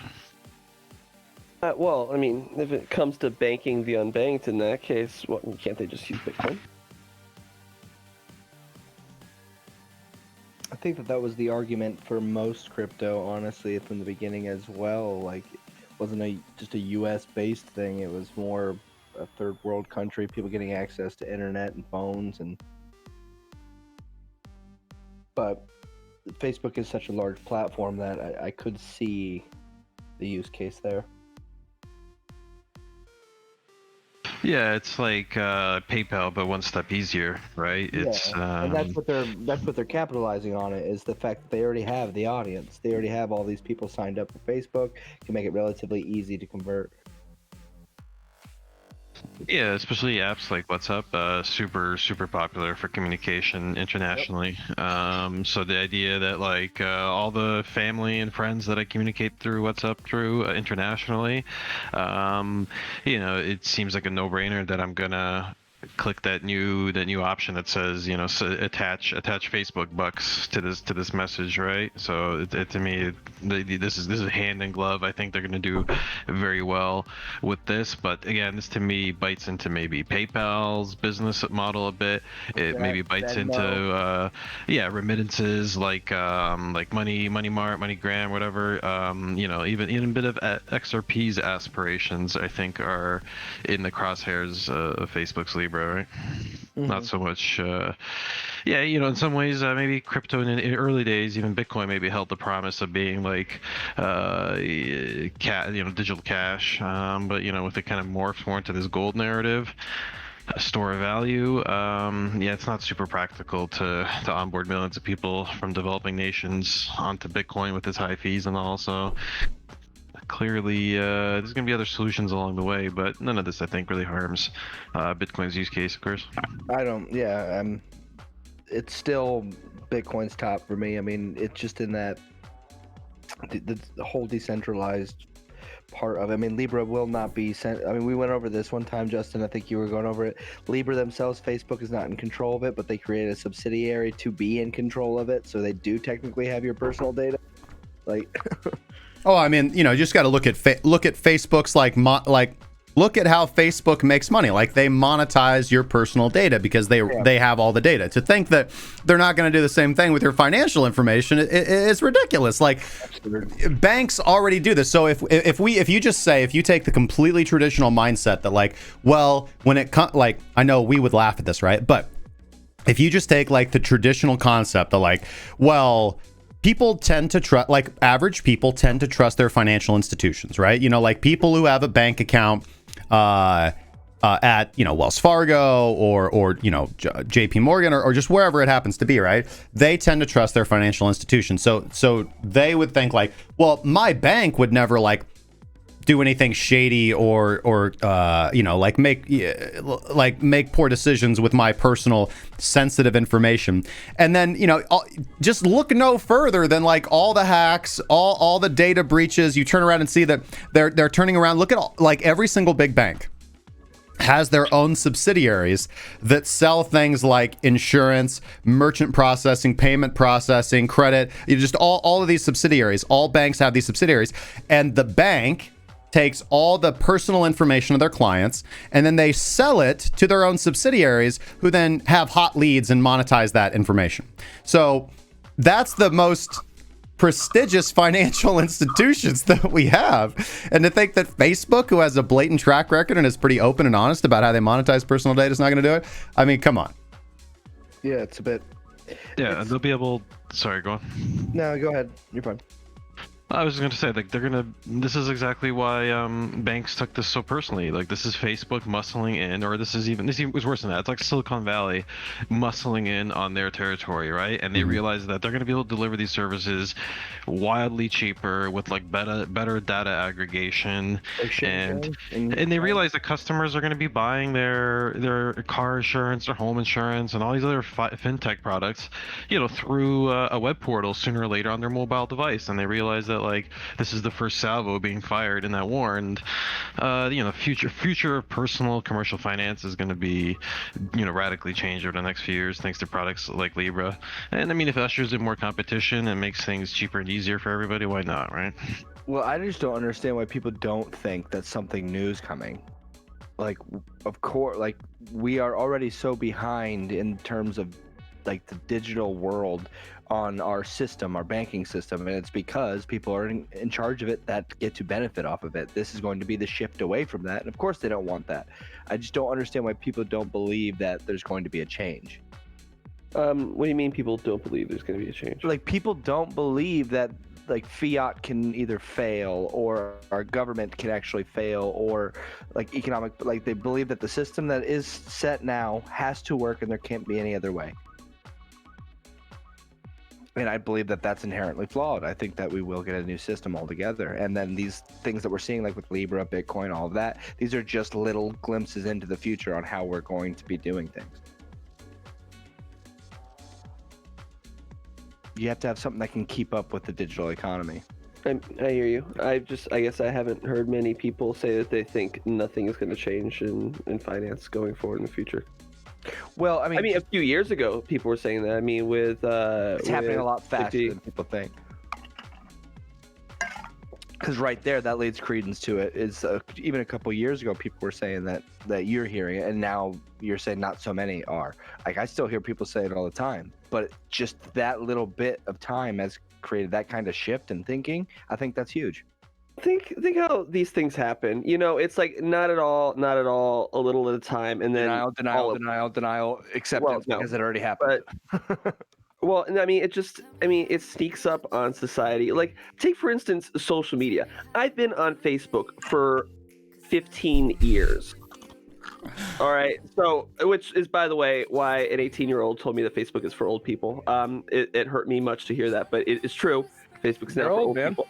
But yeah, I mean, I've been on social media since like literally the month Facebook opened, and it used to be that only losers use social media, and then within like a 3-year time span, suddenly if you don't have a social media account, you must be some kind of insane hermit, and now grandma and grandpa are looking at stuff on Facebook. And this is like in 2012, 2013, that was not a thing. Like, grandma and grandpa were not on Facebook. But here we are.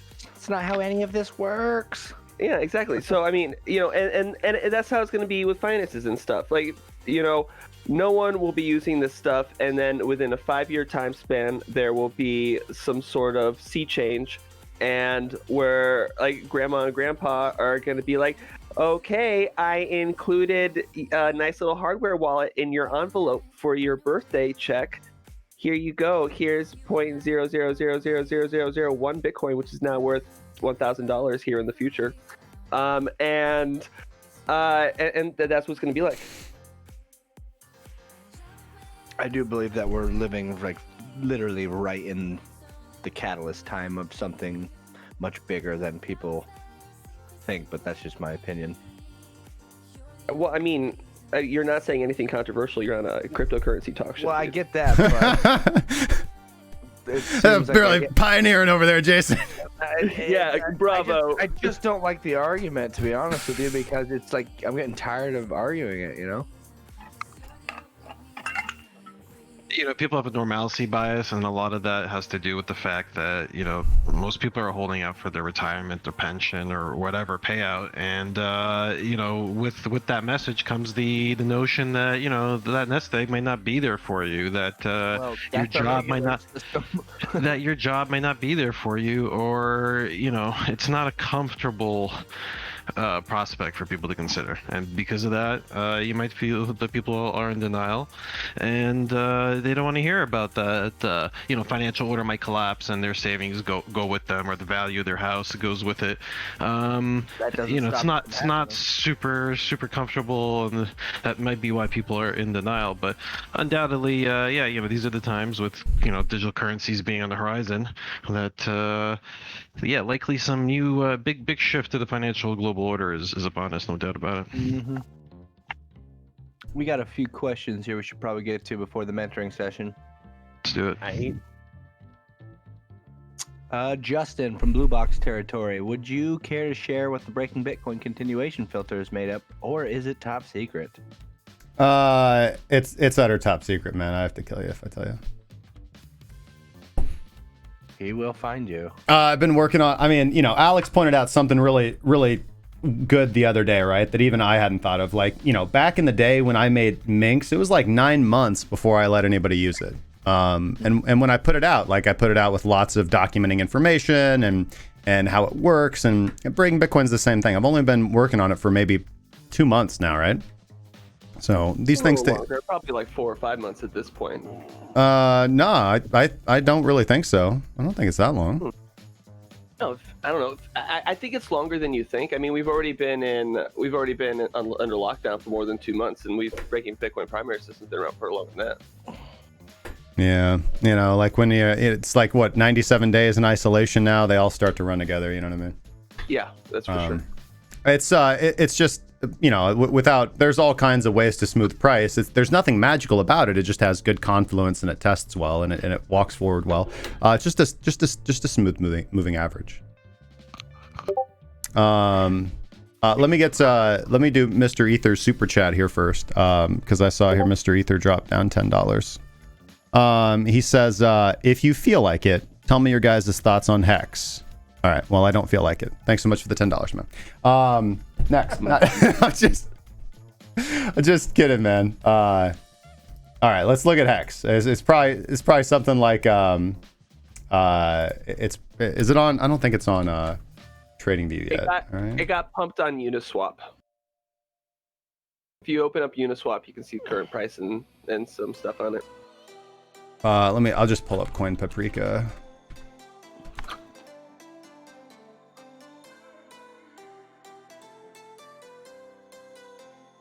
HEX. All right, let's how do I get to the charts on this thing? Here we go. Technical analysis. HEX in USD. It's almost worth, was it almost worth? It was almost worth a penny, man. How many sats is it at? Let's see if we can do HEX BTC. 40 there we cents, go. 30 cents. Oh, I saw it right there. The heck? HEX and BTC is 52 sats. Yep. Very impressive. I guess 53. Damn. You know, an opportunity to buy it at 1 sat. What exchange can you find HEX? Uniswap, I guess, apparently, right? Can you still do the? Yeah, it's mostly on the Ethereum decentralized exchanges. Yeah, like Has Uniswap. the year ended to like claim your hex or however that worked? No, not yet. No way. It couldn't have been a year since Hex came No, out. you can still claim your no, free yeah, hex. You can still claim your free hex via BTC, and I think you could still do the. Like you could still trade Ethereum for it. I think, right? The adoption amplifier or whatnot, all that yeah. jazz. Yeah, you can do that, or you I can obviously guarantee hop on Richard Hart's still taking that Ethereum all day long. Yeah, it's still being produced, right? It's part of that 1-year ICO window. Is really how you can look at it, right? Well, this is like the last scam he'll ever have to run in his life. He must be fucking rich by now, right? Oh man, well he was doing pretty good before. He just needed to pump his bags, you know. Yeah, well, I mean, yeah, and doesn't like half of all the hex go in the founder's bag or something like that. He's probably still dumping on people right here. Yeah, that's Like, we just watched Richard Hart become from just like a normal millionaire to a multimillionaire this month.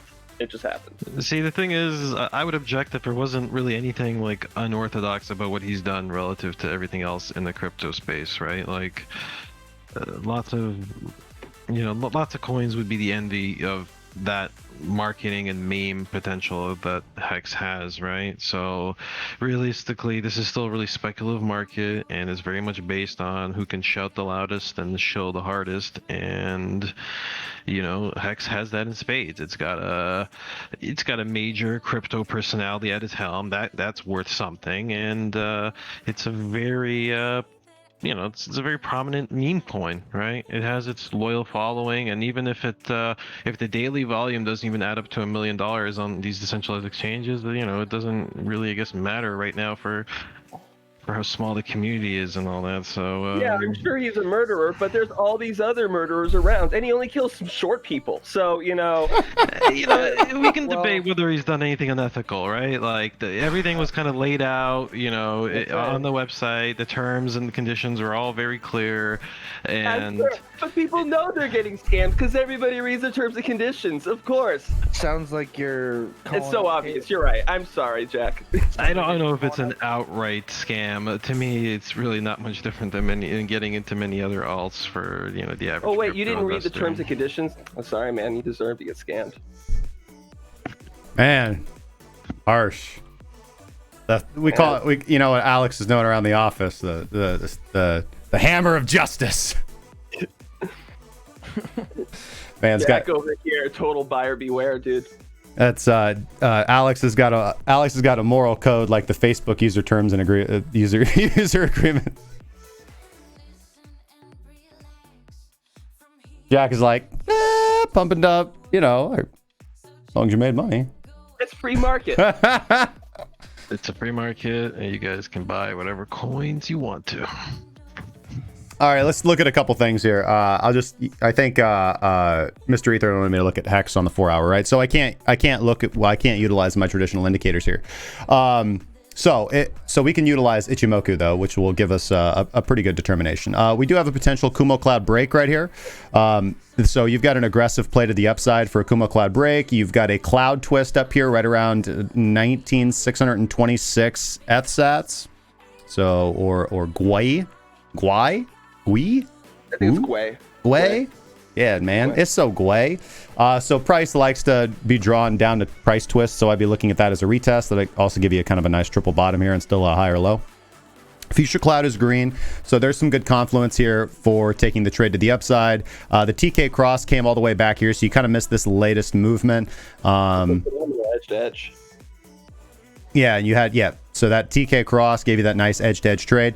The only things that make me a little hesitant here are, the fact that RSI is peaking around overbought. Now, of course, on an asset like this and in crypto in general, RSI can stay pegged for a very long time on this big, huge run-up.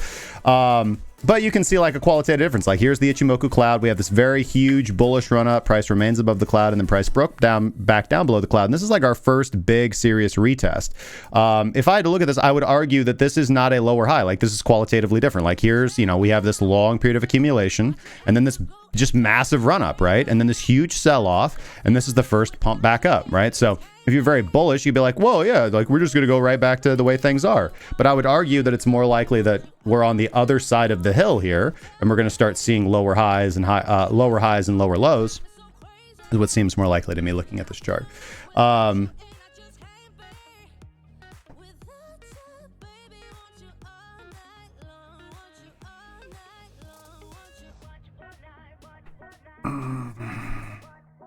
Let's see here.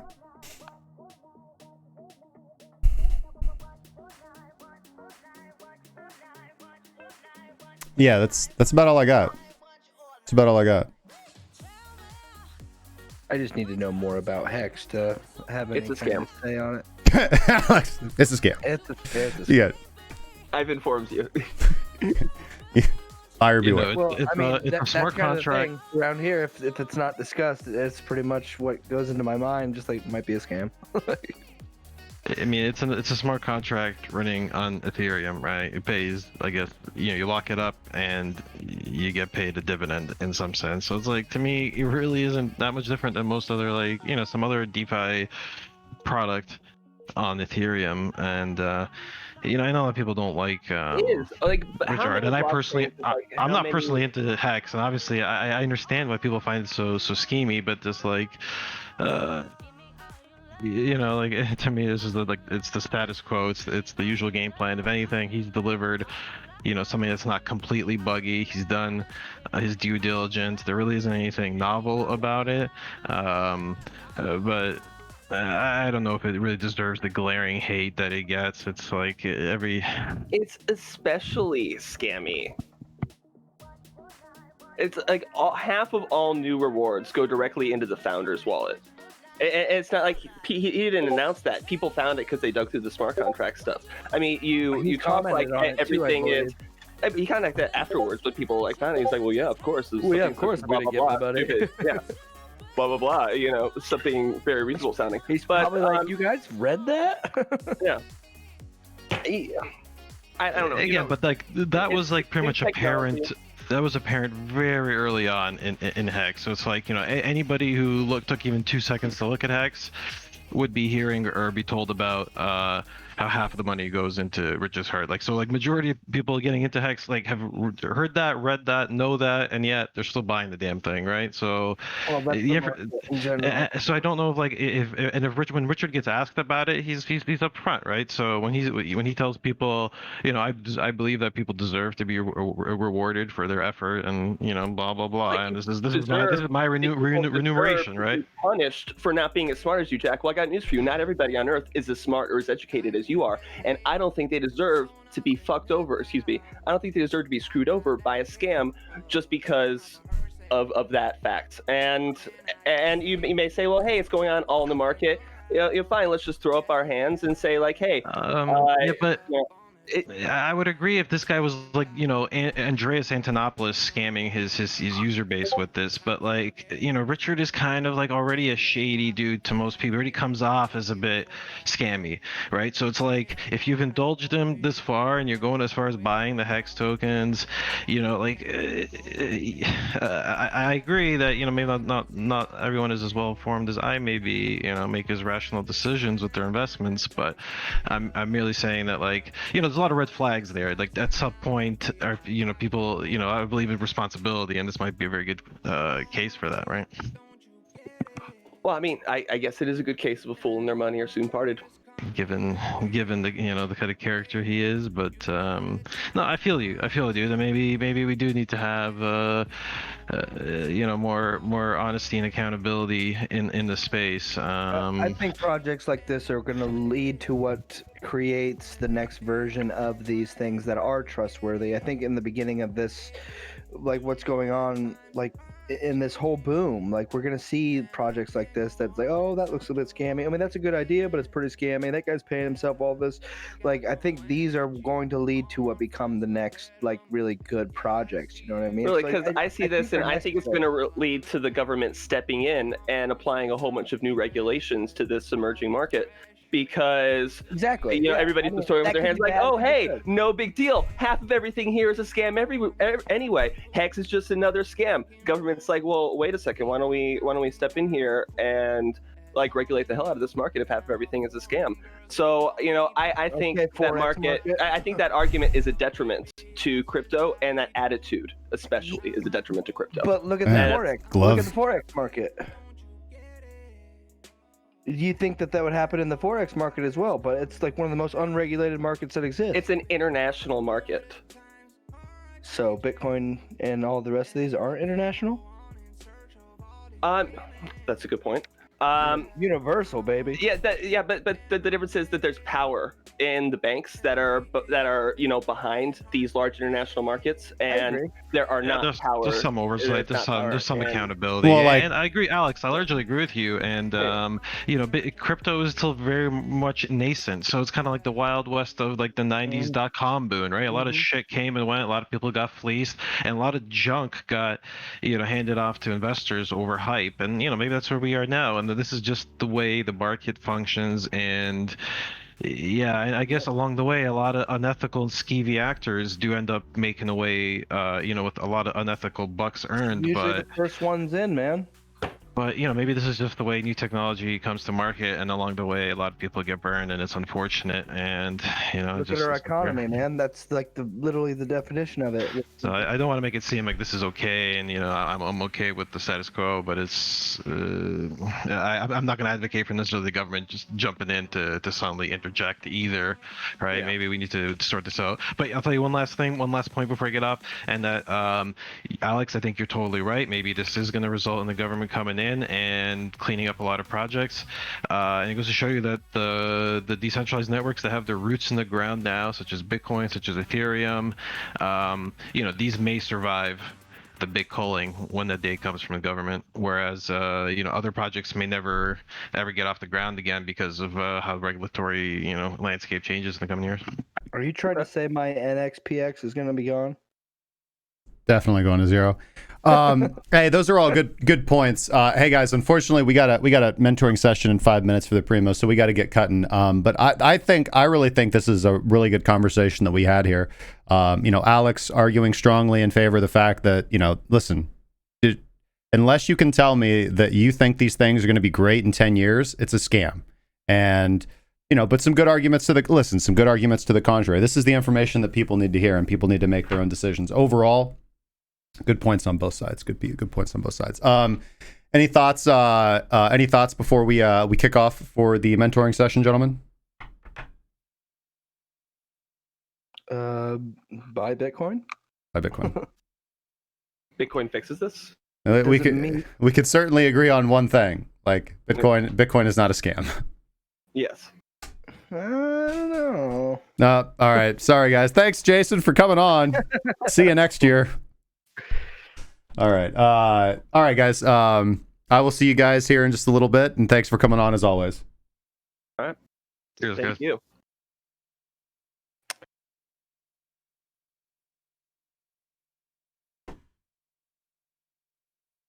All right.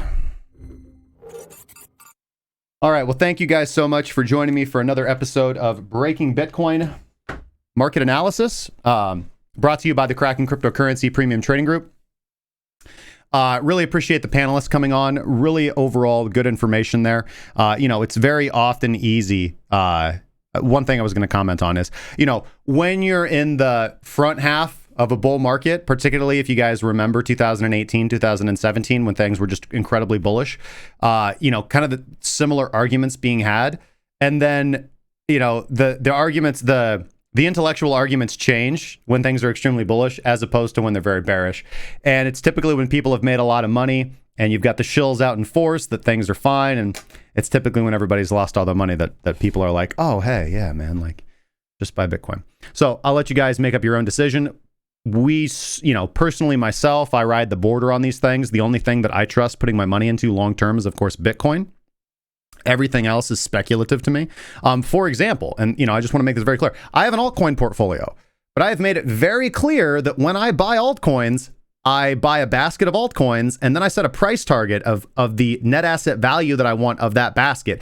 And when that investment reaches that net asset value, I sell the altcoins. I don't invest in the altcoins. I buy the altcoins and flip them, right? And sometimes that's a 6-month flip. Sometimes that's an 8-month flip. Sometimes that's a 45-day flip, okay?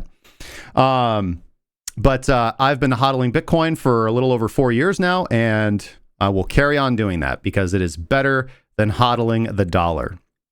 Anyways, if you guys have any questions, comments, concerns, sarcastic remarks, and or death threats, please leave them in the comment section down below over here on the YouTube channel. If this is your first time to the show, make sure to subscribe, hit the bell icon so you're notified when we go live every single weekday at 12 p.m. and we drop fresh videos every evening as well, including the weekends.